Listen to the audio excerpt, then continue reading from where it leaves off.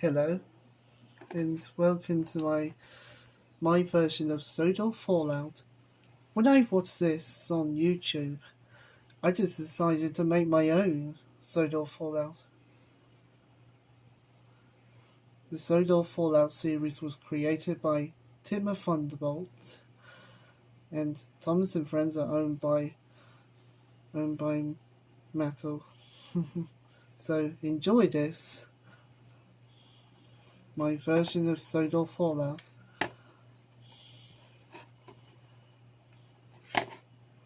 One day on the island of Sodor, Sir Topham Hatt had an idea to bring more visitors to the island of Sodor. He had built a nuclear power plant on Sodor that would attract more visitors to the island of Sodor. Some engines thought it was a good idea, but some engines like Edward thought the power plant was a bad idea. So this is how it happened. This is how Sodor Fallout happened. Episode 1. Steam Engines.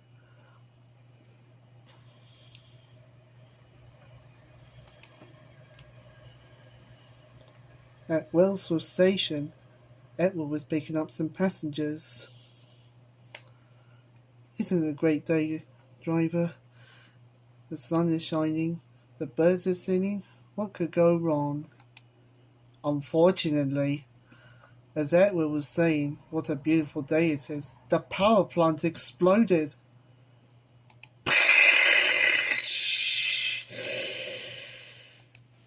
The sky turned red.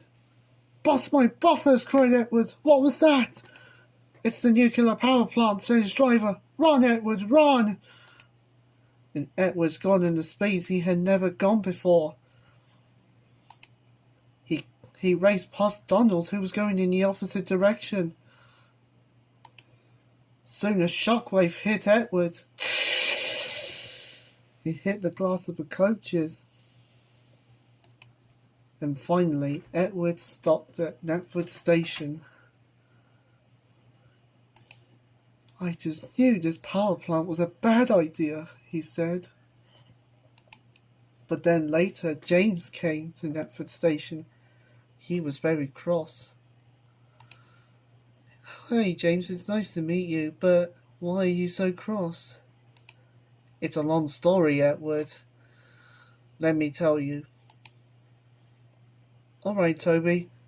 Just get this brake coat hitched up to my train." "Okay, James."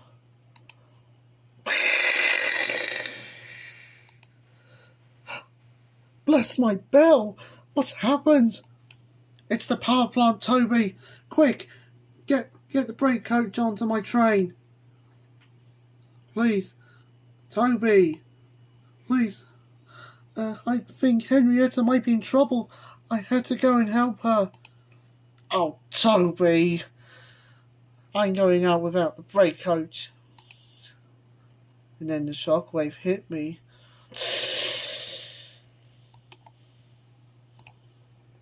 And then that's what happened. "I can't stay here, Edward. I had to go to the mainland. It's the safest thing." "I just hope James is okay when he gets to the mainland." But unfortunately, James didn't have any luck. He was going in the wrong direction. "Oh, driver, I don't feel well." And James started to mutate. Meanwhile, Boco was coming home from the mainland. He was unaware what happened. Soon he arrived at the shunting yards, when suddenly he saw what happened to Bill and Ben, and they started to mutate Boco. But that will continue in another episode. Meanwhile, before the blast, Oliver was in the scrapyards with his brake van towed. Someone had ejected a chemical inside Oliver. "Mr. Oliver, what's happened?" I think my face is going to come off, Toad. Tell Duck to look after you. And then Oliver's face fell off, revealing a horrid face with lots of teeth. And then it started to mutate Harry and Bert and Duck. And Dieselton managed to get out. Help! And that would continue later why Dieselton ran away. The next day, the sky was back to normal, and Edward was looking for survivors when he noticed Percy rushing past him, but he didn't have time to stop. He was running away from the beast that looked like Oliver. Percy was pulling Annie and Clarabelle and Scruffy.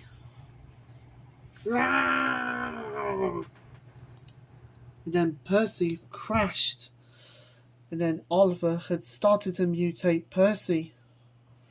But then a mutant Gordon puffed past. He was trying to scream, and he couldn't stop because they called him the Unstoppable. And then Oliver started to chase Gordon at once.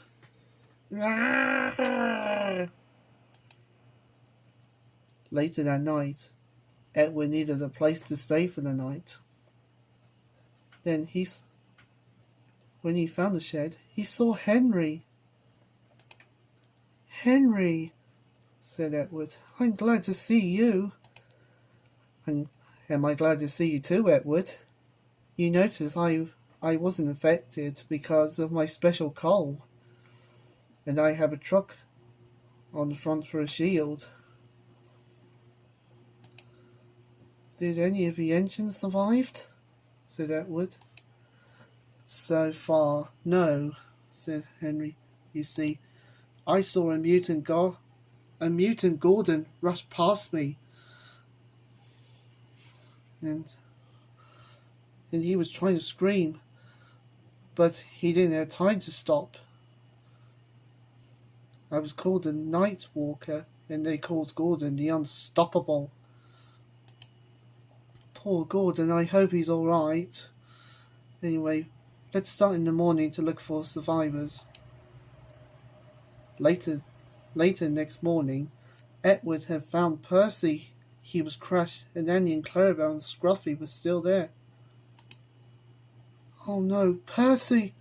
Annie, Clarabelle, what happened?"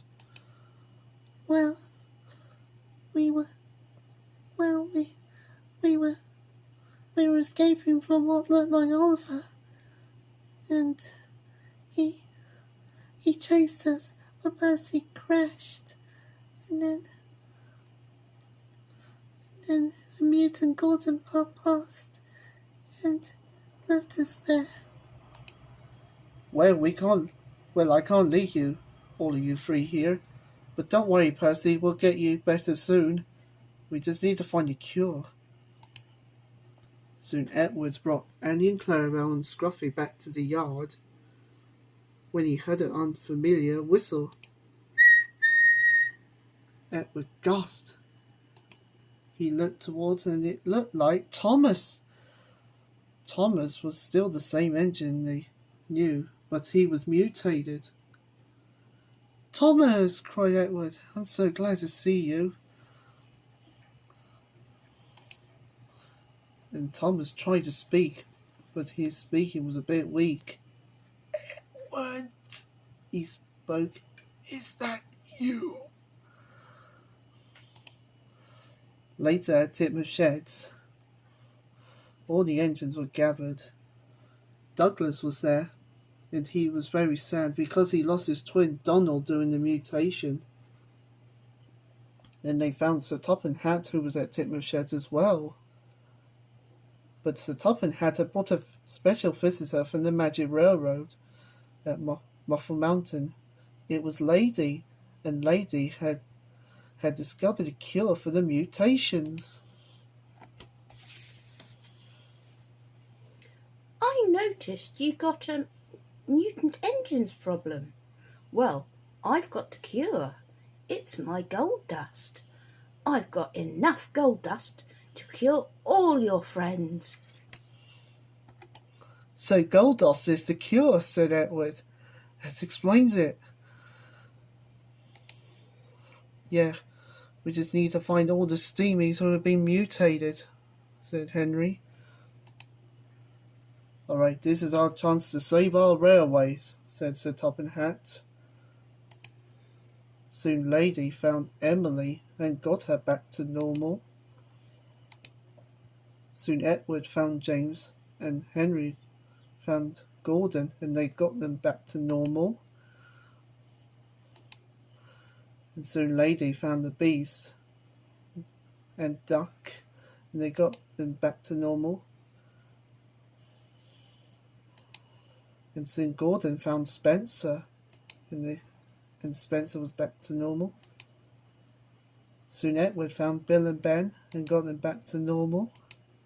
And then they did the same thing to Donald and Percy and Stepney. And they also got Thomas back to normal. Well done, all of you, said the Fat Controller. I'm glad all of you are cured for now. Yeah, it was horrible being mutated, said Edward. And I'm just glad we all survived. Yeah, I'm just glad it's over now, said Gordon. But what about the narrow gauge railway, said Edward.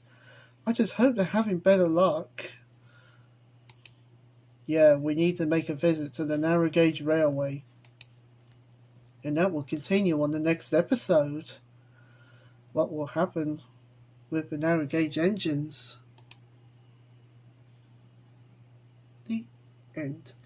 And before you say anything else, my mum was the voice of Lady.